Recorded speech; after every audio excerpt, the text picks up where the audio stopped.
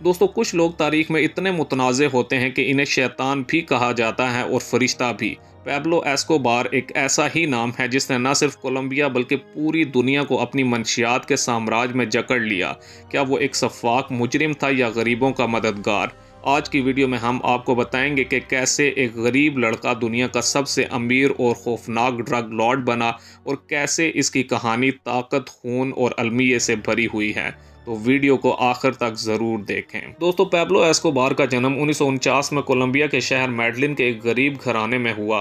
चोरी चकारी और छोटे मोटे जराइम से इसने जवानी का आगाज़ किया, जबकि 1970 की दहाई में जब कोकीन की आलमी मांग बढ़ी तो पाब्लो ने मौके को पहचाना। इसने मेडलिन कार्टेल की बुनियाद रखी जो दुनिया का सबसे बड़ा मंशियात का नेटवर्क बन गया। कोलंबिया से अमेरिका तक कोकीन की स्मगलिंग ने इसे इतना अमीर कर दिया कि वो फोर्ब्स की अमीर तरीन शख्सियात की फहरिस्त में शामिल हुआ।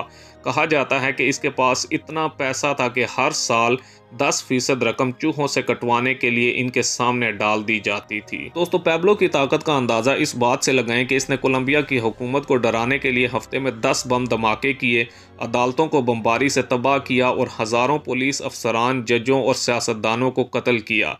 इसका मकसद था प्लेटा ओ प्लोमो, यानी रिश्वत कबूल करो या मौत।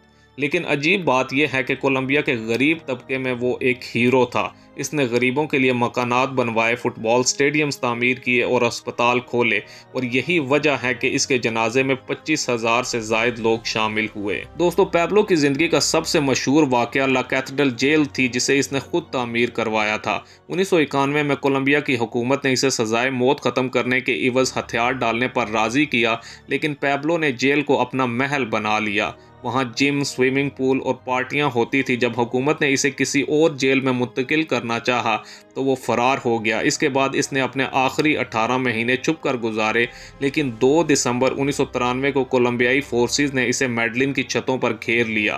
कहा जाता है कि इसने अपने आखिरी लम्हात में अपनी बंदूक से खुद को गोली मार ली, लेकिन हकीकत अब भी एक राज है। दोस्तों पैब्लो एस्कोबार की मौत के बाद इसकी मीरास आज भी जिंदा है। मेडलिन कार्टेल ख़त्म हो गया, लेकिन मंशियात का कारोबार कोलंबिया में आज भी हो रहा है। पैब्लो के बेटे सेबास्टियन ने अपनी किताब में बाप की कहानी बयान की है। नेटफ्लिक्स की सीरीज नार्कोस ने इसे पूरी दुनिया में मशहूर कर दिया है। लेकिन सवाल ये है कि क्या पैब्लो एस्कोबार एक रॉबिन हुड था जो गरीबों के लिए लड़ा, या वो एक दहशतगर्द था जिसने अपनी कौम को बदनाम किया? दोस्तों पैब्लो एस्कोबार की कहानी हमें सिखाती है कि ताकत और दौलत किस तरह इंसान को अंधा कर देती है। इसने अपने खानदान को तो महफूज रखा, लेकिन लाखों खानदान तबाह कर दिए। क्या आप जानते हैं कि इसके कार्टेल ने कोलंबिया में 4000 से ज़ायद बच्चों को कत्ल किया था? आज भी इसकी शख्सियत पर बहस जारी है। कुछ इसे द लॉर्ड ऑफ द अस्की कहते हैं तो कुछ इसे द किंग ऑफ कोकीन। तो दोस्तों पैब्लो एस्कोबार की ज़िंदगी एक ऐसा सवाल है जिसका जवाब हर शख्स के पास मुख्तलिफ है। क्या आप समझते हैं कि वो एक मुजरिम था या मजबूर?